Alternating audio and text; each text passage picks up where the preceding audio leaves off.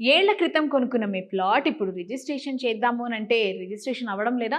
మీ దగ్గర sale deed, link documents అన్నీ ఉన్నా కానీ రిజిస్ట్రేషన్‌కి ప్రాబ్లమ్ అవుతుందా? దీనికి కారణం రిజిస్ట్రేషన్ యాక్ట్‌లోని సెక్షన్ 22A. తెలంగాణలో కొన్ని ప్రాపర్టీస్‌కి సంబంధించి ప్రొహిబిటెడ్ ప్రాపర్టీస్ లిస్ట్‌లో రావడం మూలాన రిజిస్ట్రేషన్ అనేది చాలా ప్రాబ్లమాటిక్‌గా మారిపోయింది. ఎస్పెషల్లీ గవర్నమెంట్ ల్యాండ్స్ కావచ్చు, లేదు అనంటే పర్మిషన్ లేని ల్యాండ్స్ కావచ్చు, గవర్నమెంట్ ఎగనెస్ట్‌గా ఉన్న ల్యాండ్స్ ఏవైతే ఉన్నాయో ఇవన్నీ కూడా సెక్షన్ 22A కిందకే వస్తాయన్నమాట.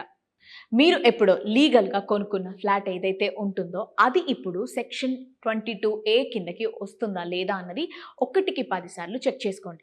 మీరు ఒకవేళ ఇవేవి చెక్ చేయకుండా అమ్మడం కానివ్వండి, కొనడం కానివ్వండి చేస్తే అది ఇల్లీగల్ అవుతుంది.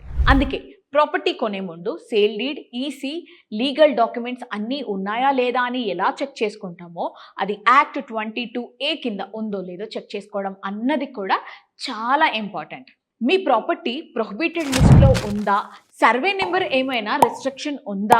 దీనిపైన రెవెన్యూ రికార్డ్స్లో క్లాసిఫికేషన్ ఏంటి? సో ఈ పాయింట్స్ అన్నీ కూడా మీరు కంపల్సరీగా చెక్ చేసుకోవాలి.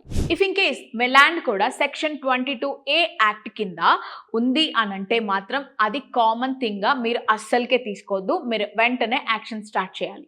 దానిపైన మీకు క్లియర్ ఇన్ఫర్మేషన్ ఉండాలి అనంటే రెవెన్యూ అండ్ రిజిస్టర్ ఆఫీస్కి వెళ్ళి కంపల్సరీగా చెక్ చేసుకోవాలి.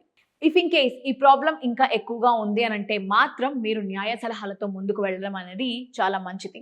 ఎందుకు అనంటే ప్లాట్ కొనే ముందు లొకేషన్ ఎంత ముఖ్యమో దాని లీగల్ స్టేటస్ కూడా అంతే ముఖ్యం. సో మీరు కొనబోయే ప్లాట్ డబ్బు పెట్టే ముందు అది సెక్షన్ 22A యాక్ట్ కింద ఉందో లేదో ఒకటికి 10 సార్లు చెక్ చేసుకోండి. మీకు కూడా ఇలాంటి రియల్ ఎస్టేట్ ఇన్సైట్స్ కావాలి అని అంటే వెంటనే పేజ్ని అయితే ఫాలో చేసేసేయండి.